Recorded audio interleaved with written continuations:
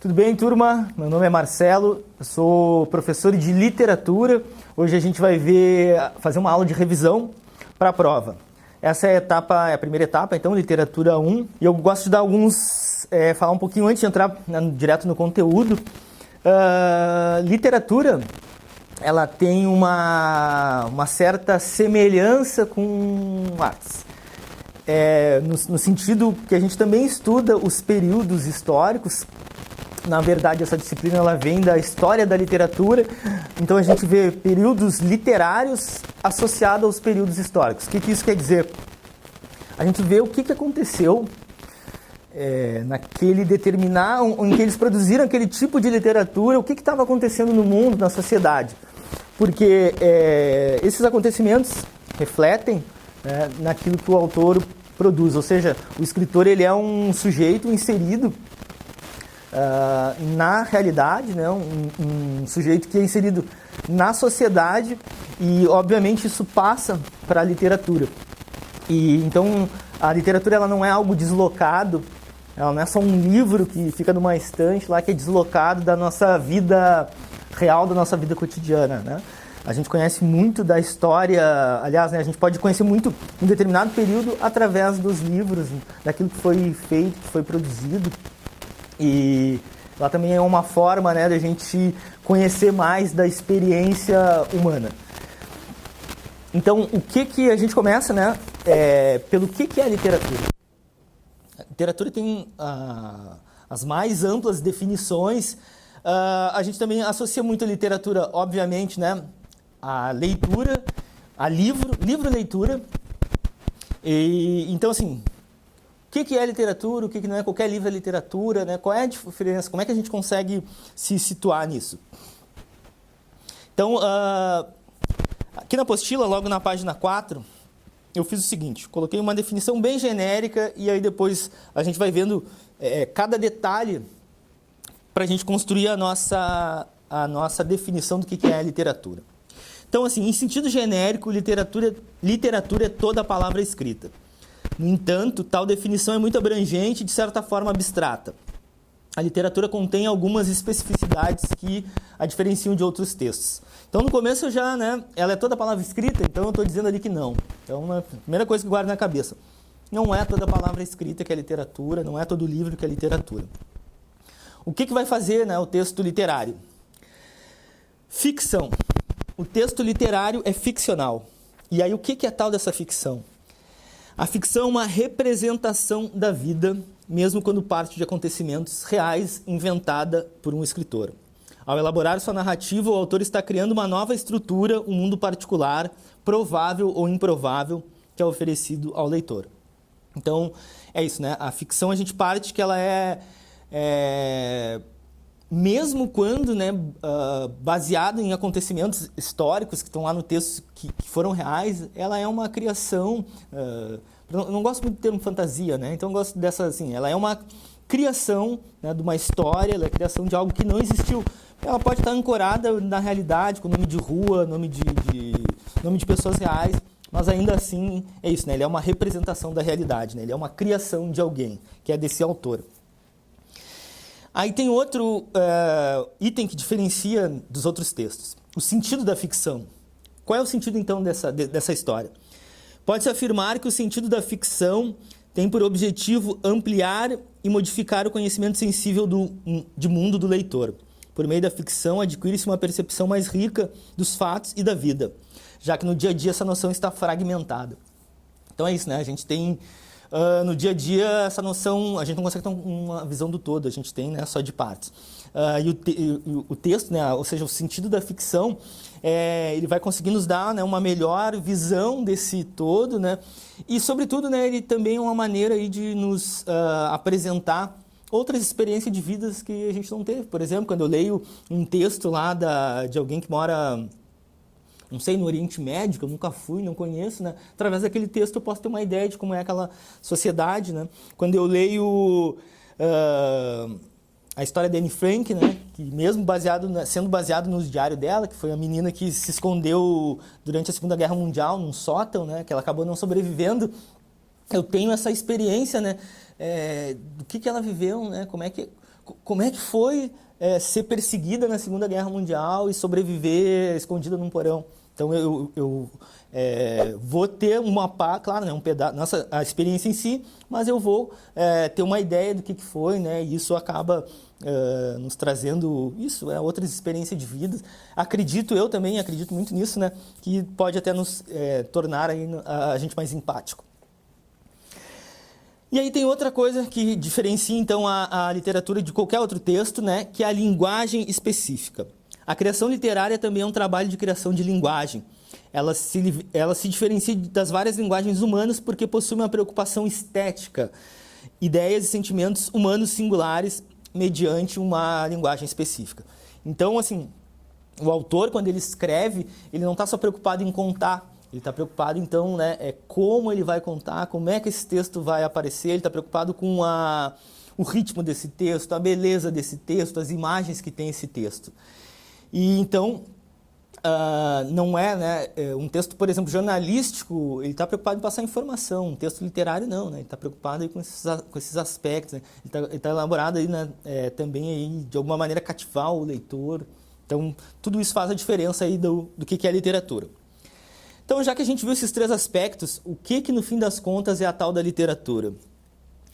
É um conjunto de obras que, valendo-se da ficção, então da representação, expressa a visão particular do escritor e apresenta ações, ideias e sentimentos singulares mediante uma linguagem específica.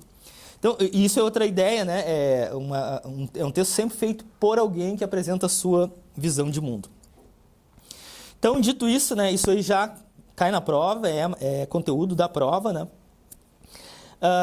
Antes da gente chegar nessa primeira etapa, a gente vai ver que tipos de textos existem, antes de entrar propriamente nos movimentos literários, que é o que a gente vê a partir da segunda etapa. A gente vai ver como se constrói essa ideia de literatura. Um texto ele é feito com uma intenção. Então, a gente vai dar uma olhada no que é essa tal dessa intenção comunicativa. Um dos objetivos maiores da literatura é o ato da comunicação, ou seja, da troca de informações e mensagens. Podemos definir como intenção comunicativa todo e qualquer ato ou pensamento que leve à comunicação, ou também, né, palavra, texto, e para que isso ocorra são necessários 5 elementos básicos e indispensáveis.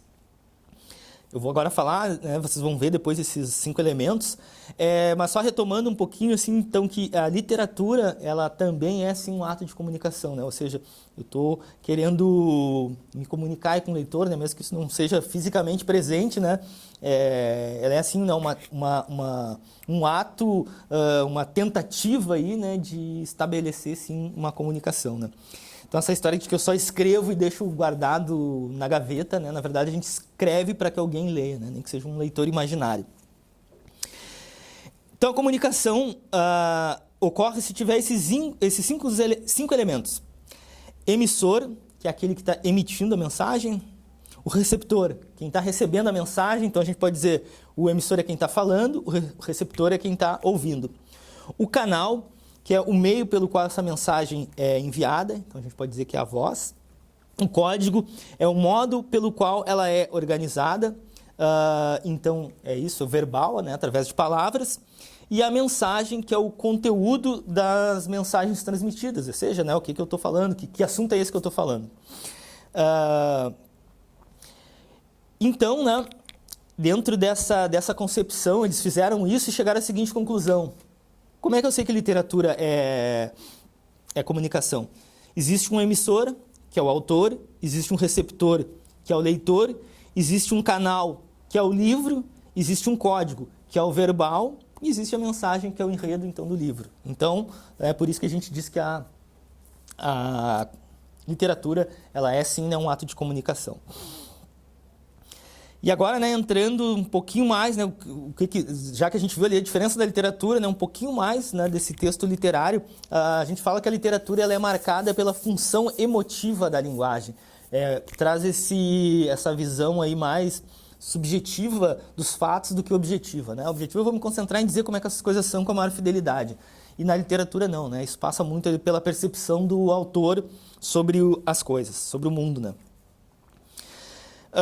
Então, o gênero que vai fundar a literatura é o gênero que a gente chama lírico, ou seja, né, o gênero poético. A poesia ela vai estar na raiz da literatura, né? Que se origina lá na mitologia, na Grécia, né? Mas essa mitologia ela foi escrita em versos que são considerados poesia. Inclusive, né, se chama lírico porque eles eram, né, tinha um músico que ficava tocando e aí começaram a fazer versos para acompanhar, né, preencher aí fazer o acompanhamento dessa música. Mas, né, poética, como todo mundo deve já saber, né, se refere aí à poesia, né? A poética, então, é a parte aí da literatura que se dedica ao estudo da poesia. E aí, quando a gente fala aí de poesia, né, logo já vem na cabeça da gente rima, já vem, né, o formato do poema, né? Mas a poesia tem aí algumas coisas específicas, né? Então diz o seguinte, aqui a definição de poesia: cada palavra tem seu papel, não apenas pelo seu significado, mas pelo seu ritmo, pela sua sonoridade, pela sua forma. Então guardem isso, né? O que marca a poesia? Ritmo, a forma é como ela se apresenta, né? Como ela está organizada no texto, e o significado, né? O que essas palavras aí significam, o sentido dessas palavras. E outra coisa importante aqui, né, é que a literatura ela combina aí imagens literárias. Então ela vai nos fazer, né, vai nos dar aí, vai usar um conjunto de palavras que a gente vai formar imagens na nossa cabeça aí, né? E aí tem uma definição que eu gosto bastante que diz o seguinte, né, que a natureza simbólica da poesia se dá pela necessidade de comunicar algo mais além do concreto, mais além do que é visto. Então, só falando um pouquinho mais aí do sentido da poesia, né? Ele é um tipo de texto que ele não tem esse compromisso como o texto de prosa ou o texto que não é literário, né? A poesia, eu quero dizer assim, ela é algo mais livre, ela não tem um sentido fechado. Normalmente a gente a gente é muito guiado, né, por entender aquilo que está lendo, né? Óbvio, né? Isso faz parte aí da nossa... Ninguém vai ler uma coisa que não faça sentido, né? Mas na poesia, esse sentido do poema, às vezes, ele é mais abstrato. Tu tem que combinar mais palavras, tu tem que imaginar, tem que fazer um esforço imaginativo um pouquinho maior, né? Ele não está dado de forma aí tão clara. E nisso aí reside boa parte, né, pelo menos, né, eu considero, boa parte da beleza da poesia é isso, né? Ele às vezes ele usa as palavras, né, que a gente utiliza no dia a dia e tenta dar um sentido aí, um sentido mais amplo aí que normalmente a gente não pensa. Então na apostila aí deixei um exemplo aí de poesia que ela acho que exemplifica bem isso.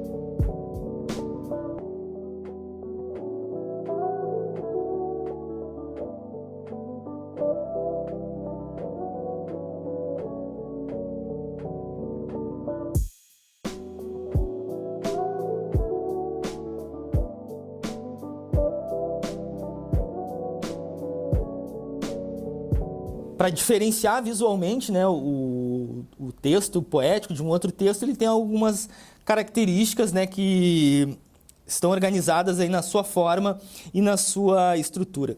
Então, o poema ele tem uma estrutura que é a mais conhecida aí de todos, que vocês vão ver,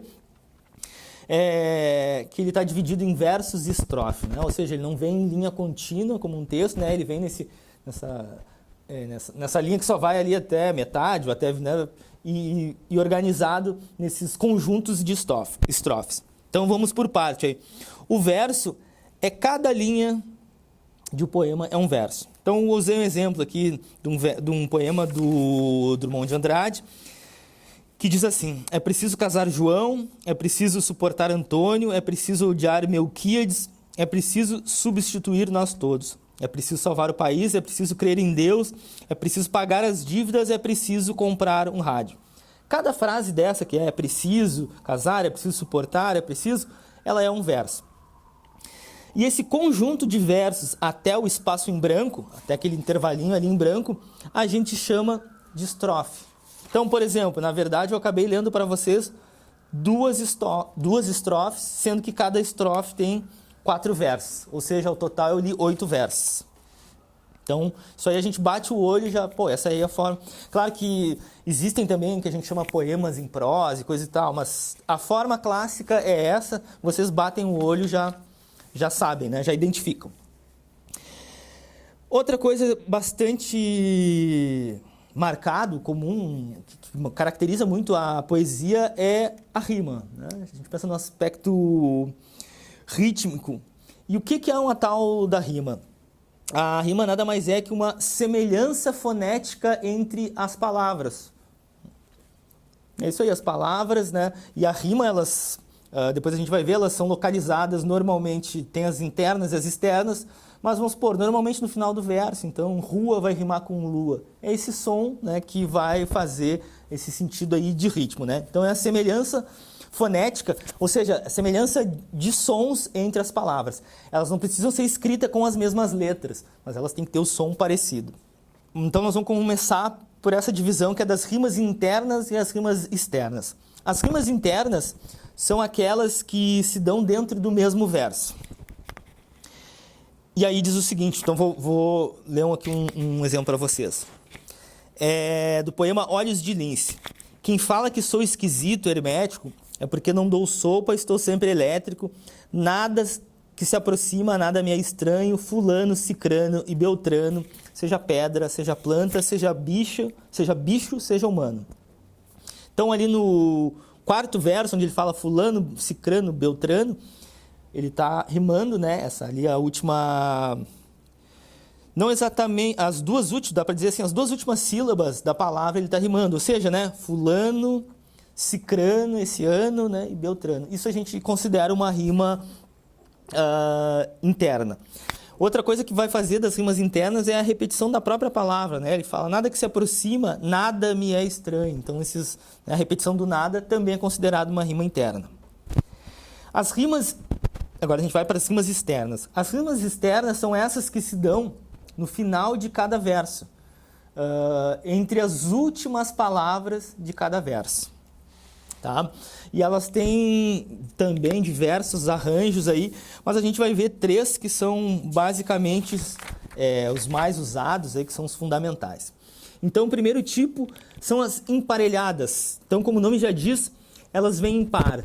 Ou seja, o primeiro verso vai rimar com o segundo, o terceiro vai rimar com o quarto. E a gente utiliza, né, foi utilizado esse esquema de classe, assim, para identificar, para ajudar, né? Então eles colocaram, né, a primeira e a segunda como A e a terceira e a quarta como B. Então A, B, B. Então olhem aqui. Aos que me dão lugar no bonde e que conheço não sei de onde, aos que me dizem terno adeus, sem que lhes saiba os nomes seus. Então é isso aí, né? Bonde rimou com onde e adeus rimou com seus. Essas são as emparelhadas. E assim, isso se dá, né? Por exemplo, se deu nessa estrofe do poema, e ela tem que se repetir em todo o poema, né? Se ele tiver 5 estrofes, se eu começar com uma rima emparelhada, ele tem que seguir essa mesma ordem no restante das estrofes. As interpoladas. As interpoladas, então pensem aí, né? Interpoladas está se referindo aí a polos, né? Então, ou seja, o primeiro verso vai rimar com o quarto verso, e os 2 do meio, ou seja, o segundo e o terceiro, vão rimar entre si. Isso aí a gente pensando numa organização de estrofes de 4 versos, claro. Então, olhem aí esse exemplo aqui, ó. Eu, filho do carbono e do amoníaco, monstro de escuridão e rutilância, sofro desde a epigênese da infância a influência má dos signos do zodíaco. Amoníaco está rimando com zodíaco e rutilância rimando com infância. Esse poema é do Augusto dos Anjos, Lá na terceira etapa a gente fala um pouquinho sobre ele, aí que escreveu umas coisas bem estranhas, assim. É bom de ler. As rimas alternadas são essas que, ou seja, né, vão pular um verso, que vão se alternar. Então o primeiro verso vai rimar com o terceiro e o segundo vai rimar com o quarto. Olhem ali no exemplo. Minha desgraça não é ser poeta, nem na terra de amor não ter um eco. É meu anjo de Deus, o meu planeta, tratar-me como trata-se um boneco. Então, né, poeta rima com planeta e eco rima com boneco. Então, essa aqui são as formas aí mais tradicionais dessa organização das rimas. E ainda depois, né, só aí a título de deixar registrado, né, elas também podem se organizar as rimas através da mesma além de rimar, né, elas têm que rimar com palavras que são da mesma classe gramatical, por exemplo, com substantivo e substantivo, adjetivo e adjetivo, ou entre classes gramaticais diferentes. Então agora que a gente viu alguns aspectos, porque da poesia tem mais, né, por exemplo, tem a metrificação, que é quantas sílabas tem em cada verso. Nossa, isso aí é assim, muita coisa, né? A gente foi na estrutura básica. E agora, para a gente passar para os outros gêneros literários, eu acho importante que a gente também dê uma olhada, porque a gente fica com essa impressão assim, tá, mas poesia é esse negócio meio muito cheio de norma, muito cheio de regra, difícil, né? Mas não. A poesia existe das mais variadas formas e a poesia moderna, o modernismo vai trazer assim, uma ruptura com todos esses padrões, com todas essas tradições, né? Vai libertar a poesia, né, dessa coisa um pouco meio truncada, né, às vezes um pouco enfadonha, e vai aproximar a poesia do leitor, né? Então, na página 8 a gente fala um pouquinho aí da poesia moderna. Não vou falar do modernismo, depois a gente vai ver isso aí, né? Mas a grande contribuição da poesia moderna, que veio aí para romper então com essas estruturas, primeiro, né? Então aí, ó, rompimento com os preceitos da gramática, né? Vai permitir que a gente escreva linguagem coloquial, que a gente escreva gíria, que a gente escreva do jeito, né, que se quisesse. A ausência da metrificação. Então, não tem mais essa história de métrica, todos os versos têm que ter o mesmo número de sílabas. E outra coisa importantíssima aí, né? O emprego do verso livre. Se tu quiser, então, isso que a gente viu das rimas internas, externas, né? Não é que assim não vá ter mais, né? Mas se tu quiser, tu escreve com rima, se tu quiser, tu escreve sem rima, ou tu rima do jeito que tu quiser, se tu quiser rimar só dois e o resto não rimar com nada, não tem problema, né? Ela vai, na verdade, se utilizar muito mais da rima interna do que da externa, né? Mas verso livre quer dizer exatamente isso, verso livre. Então vão ter versos que vão ser uma única palavra, outros que vão ser umas frases com 10 palavras, né? A ideia é liberdade, né? E outra coisa muito interessante, outras duas coisas muito interessantes é aproveito da linguagem cotidiana e do cotidiano, né?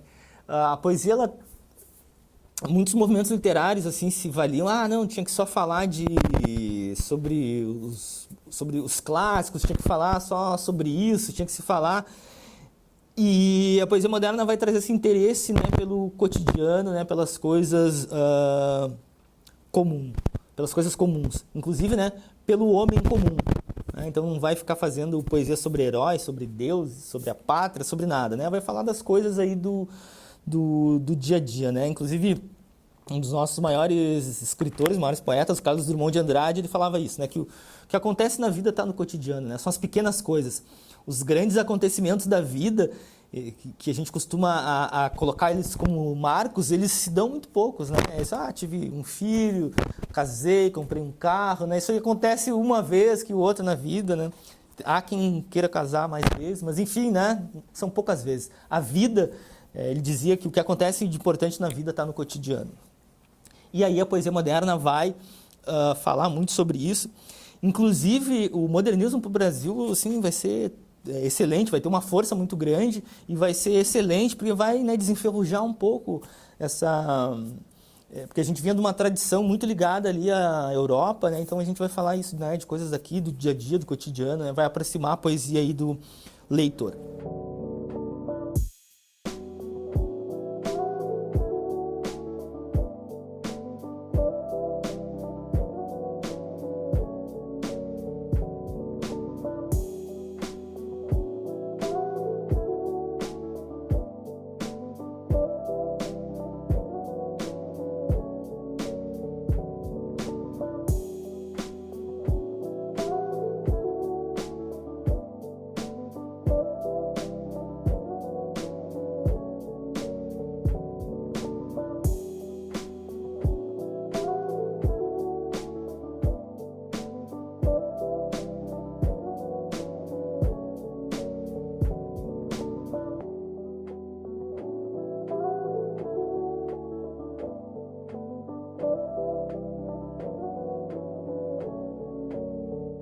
antes da gente entrar agora, né, a gente vai dar uma olhadinha nos gêneros, nos gêneros literários aí, né, a diferença dos tipos de texto, na verdade, ressaltando de novo essa diferença entre o texto literário e o texto não literário, né? O texto literário, ele também, então, complementando aquilo que a gente falou, né? Ele vai trabalhar com a valorização da forma, a gente já falado da língua, né? Mas com a valorização da forma, ou seja, né? Explorar esses recursos da língua. E também, né? Isso aqui, assim, vou falar com bastante cuidado, porque às vezes o pessoal se confunde, né? A literatura, ela faz uma reflexão sobre a realidade. Nessa representação que a ficção ela proporciona, não é que obrigatoriamente, né? Mas ela proporciona que a gente faça uma reflexão sobre a própria vida, né? Acho que uma das coisas mais interessantes do texto literário é isso, né? Ela permite que a gente se reflita sobre as coisas. E eu falo refletir tanto o autor na hora de escrever, quanto o leitor na hora que a gente acaba lendo o texto, né? Então, claro, né, tem outros textos que também podem oferecer isso, né? Mas, por exemplo, né, um texto que não é não literário, que está nesse compromisso de um texto jornalístico, que tem um compromisso de informar, muitas vezes ele não traz essa reflexão. Ele traz objetivamente os fatos, mas não nos proporciona essa reflexão, né? Então, né, para marcar essa diferença entre o que é literatura e não o que é literatura, então, de novo, né, é a valorização da forma, aí a gente tinha visto, né, a preocupação com a estética, a valorização da forma, né, proporciona também, então, uma reflexão sobre o real, né? Botei aqui real no sentido de vida, né? Agora a gente vai dar uma olhadinha em três formas aí que a gente pode chamar de gêneros textuais, ou seja, de tipos de textos que são muito comuns na literatura e bem próximos de nós. O primeiro é o conto. A gente está acostumado, né? A gente fala o conto de fadas, é algo bem aí próximo do nosso dia a dia, né? Mas o que é o tal do conto? Então, né, ou, por exemplo, né, tem um livro de contos e tem um romance, né? O que caracteriza o conto? Ele é uma narrativa curta, ele elimina as análises minuciosas, ou seja, né, ele não é um texto cheio de detalhes, né, cheio de complicações, e ele delimita o espaço e o tempo. Então, assim, o que é essa história de espaço e tempo, né? Espaço é o local onde isso ocorre. Então, um conto ele vai acontecer num local reduzido, né? Não vai se dar em vários lugares. O tempo, então, a gente se refere aí ao tempo cronológico, ou seja, então ele não também uma história de um conto, ela não se dá durante anos, né? Ela se dá ali um evento específico, né? É uma narrativa curta, não vai se estender muito. O enredo ele vai girar normalmente em torno de um único eixo, né? Ou seja, de uma única ação. Não apresenta muitos personagens, isso é outra coisa aí, importante. E o narrador, né, ele também aí pode ser em primeira ou em terceira pessoa. E eu costumo, então, coloquei ali, né, eu acho que é um bom exemplo, né, a gente pode dizer que o conto é como se fosse uma foto. Ele tira ali um registro de um instante. Um conto, normalmente, ele vai tratar de um evento específico.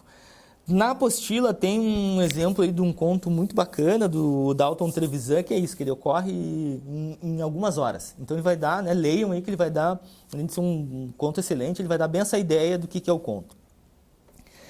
E o conto, ele tem outra coisa, a estrutura dele. Como é que ele funciona? Então, assim, ele tem personagem, ele tem narrador e ele tem uma estrutura que é a seguinte. Ele tem uma situação inicial, né, que é a apresentação dos personagens, do espaço e do tempo. Quem são os personagens, onde a história ocorrendo e o local. E o tempo, né? Passado, presente e futuro. Depois dessa apresentação, ela tem o que a gente chama de problema, que é o famoso alguma coisa acontece, né? Tem que acontecer, para uma história valer a pena ser contada, tem que acontecer alguma coisa. Aí tem o conflito. O que é o conflito? É o que o personagem vai fazer para resolver esse tal desse problema, né? E aí E por fim, tem o tal do desfecho, né? Que é essa resolução do problema, né? Tanto pode ser não conseguiu, tanto para o bem ou para o mal, né? Mas é isso. Então ele tem um desfecho. E esse meio aqui é muito importante, né? Que é, para uma história acontecer, ela tem que ter um problema, tem que acontecer alguma coisa. Né? É mais ou menos quando a gente vai contar alguma coisa que aconteceu para alguém, a gente não conta assim, fiquei dormindo o dia inteiro. Não aconteceu nada, né? Porque, às vezes as coisas que valem a pena contar é porque teve um evento, né? Saí e aconteceu tal coisa. Né? O que tu fez para resolver tal coisa? É essa a estrutura do conto. E eu falo isso porque a gente vai ver agora a crônica, e a crônica também é um texto curto e às vezes tem um pouco de confusão aí, né? As pessoas acham que é a mesma coisa. Ela é próxima, mas ela não é. A crônica, então, né? Ela tem existe um trabalho literário, então, em cima dela, ou seja, ela é um texto literário, né? Tem essa preocupação com a valorização da forma, né? Tem essa preocupação com a língua, com os recursos linguísticos, né? Mas ela tem um diferencial. Ó, ligada ao tempo, ou melhor, ao seu tempo, a crônica, por vezes, é um registro que capta o imaginário coletivo em suas manifestações cotidianas. As crônicas podem ou não trazerem personagens de modo que o narrador é o próprio autor. Ou seja, via de regra, estamos lendo o que pensa o escritor sobre determinado assunto.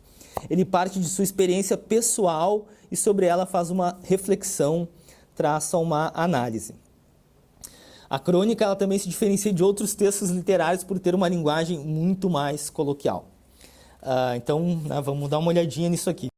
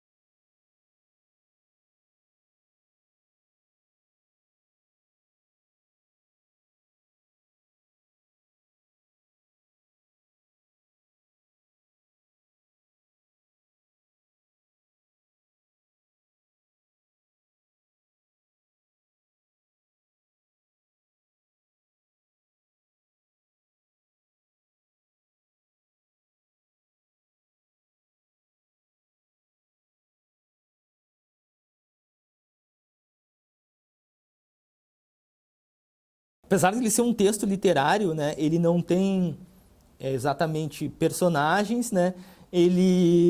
Aquela voz ali que a gente está lendo, né, aquela pessoa que a gente está lendo é o autor fazendo uma reflexão sobre um assunto Outra coisa importante é isso, né?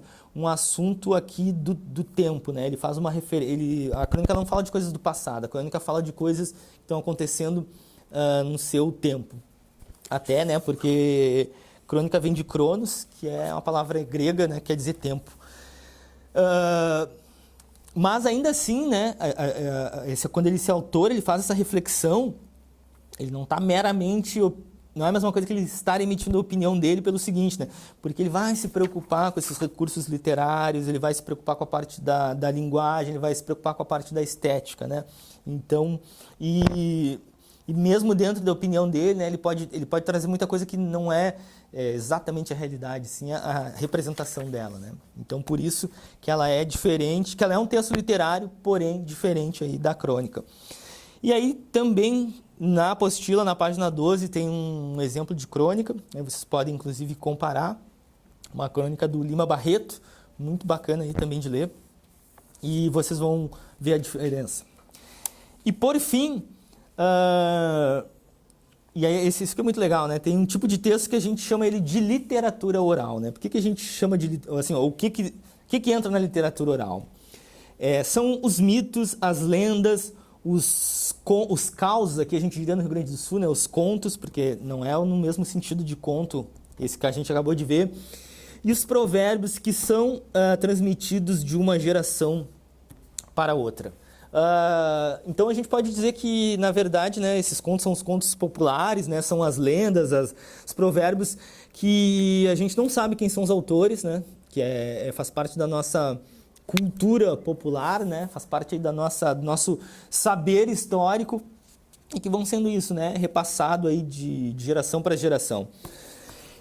E essa literatura oral no Brasil ela é muito forte, né? Principalmente aqui no Sul a gente tem, mas no Norte a gente tem muita literatura aí de cordel, né? Então ela é muito representativa desse tipo de literatura oral. Mesmo tendo esse registro escrito, né, elas são histórias isso, né, que vieram de um lugar, né, que a gente não tem um autor definido, e sim a história de um lugar. E a importância da literatura oral é a seguinte, né, ela é uma fonte de memória popular e revela o imaginário do tempo e espaço onde foi criada. Ela é a história cultural de um povo. Então, através, né, por exemplo, aqui do Rio Grande do Sul, das nossas lendas, do nosso folclore, a gente sabe algo sobre, né, a população aqui do Rio Grande do Sul, né? Como é que é esse imaginário que nos ajudou a constituir. E para a prova, depois ali eu falo um pouquinho, né, que é sobre dou um exemplo do que é um texto dramático, que é o texto do teatro, mas só para vocês terem uma ideia, né, de como é que ele se organiza, é uma espécie de roteiro.